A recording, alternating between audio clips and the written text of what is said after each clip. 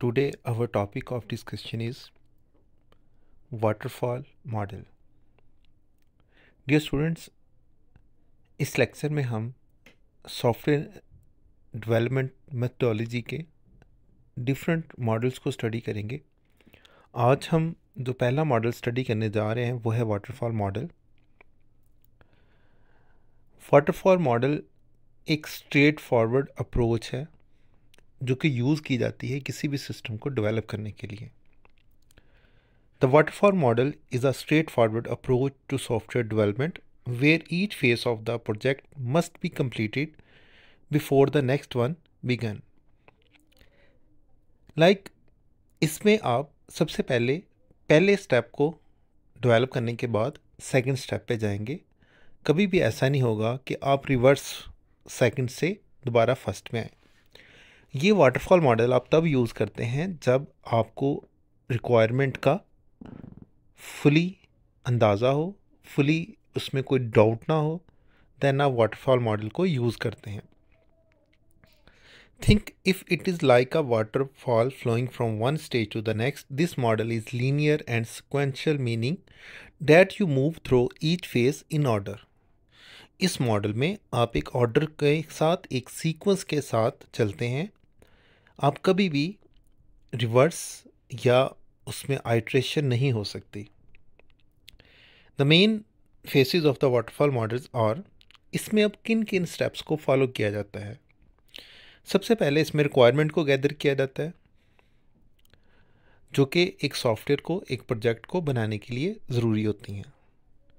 Second step में design तैयार किया जाता है। डिज़ाइन ये बताता है कि आपका जो सॉफ्टवेयर है उसकी लुक कैसी होगी, वो बिल्ड कैसे होगा। उसके बाद इम्प्लीमेशन की जाती है। इम्प्लीमेशन का मतलब ये है कि आपने यहाँ पे कोड लिखना है किसी प्रोग्रामिंग लैंग्वेज में जिसकी मदद से हम सॉफ्टवेयर को क्रिएट करेंगे। उसके बाद टेस्टिंग का फेस आ जाता है।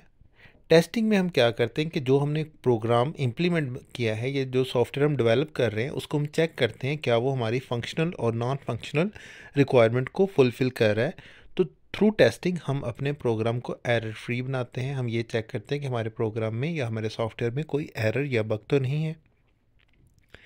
आफ्टर सक्सेसफुल टेस्टिंग जो नेक्स्ट फेस आता है वो आता है डिप्लॉयमेंट का।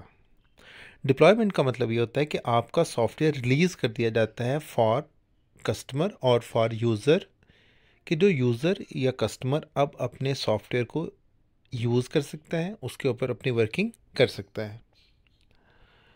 उसके बाद जो लास्ट फेस आता है वो मेंटेनेंस का होता है। मेंटेनेंस का मतलब ये होता है कि आपने इस चीज़ को इंश्योर करना है कि जो आपने सॉफ्टवेयर डिलीवर कर रहे हैं, जो डिप्लॉय कर रहे हैं, वो प्रॉपर वर्किंग में रहे। फ्यूचर में अगर उसमें कोई चेंजेस आती है तो उस चेंजेस को वो इजीली हैंडल कर सके या अडॉप्ट कर सके। इसका मतलब ये भी होता है कि आप फ्यूचर में अपने सॉफ्टवेयर को अपडेट भी कर सकते हैं। अब हम इसमें डिफरेंट बेनिफिट्स और लिमिटेशन को देखेंगे कि वाटरफॉल मॉडल के बेनिफिट्स क्या हैं। सबसे पहले तो इसको यूज़ करना सिंपल है, इसको समझना आसान है। उसके बाद सेकंड जो इसका बेनिफिट है वो सिक्वेंशियल प्रोसेस है, यानी इसमें हम एक सीक्वेंस के साथ चलते हैं। मतलब पहला step, second, third and fourth and so on. इस तरह जो टास्क होते हैं उनको मैनेज करना आसान हो जाता है। और ये जो मॉडल होता है ये स्मॉल प्रोजेक्ट के लिए सूटेबल होता है, जहाँ पे रिक्वायरमेंट्स फिक्स हों, जहाँ पे आपको रिक्वायरमेंट्स क्लियर हों, किसी भी चीज़ में डाउट ना हो। अब हम इसकी लिमिटेशन में चलते हैं कि इसकी लिमिटेशन क्या है। इसमें अनफ्लेक्सिबिलिटी होती है। अनफ्लेक्सिबिलिटी का मतलब ये होता है कि ये फ्लेक्सिबल नहीं है। अगर कोई चेंजेस यूज़र करवाना चाहता है तो अब इसमें चेंजेस नहीं हो सकती। अगर चेंजेस करवाएंगे तो वो डिफ़िकल्ट होंगी और कॉस्टली होगी। Not ideal for complex project. ये जो वाटरफॉल मॉडल है ये सिंपल या स्मॉल प्रोजेक्ट के लिए इसको अडॉप्ट किया जाता है।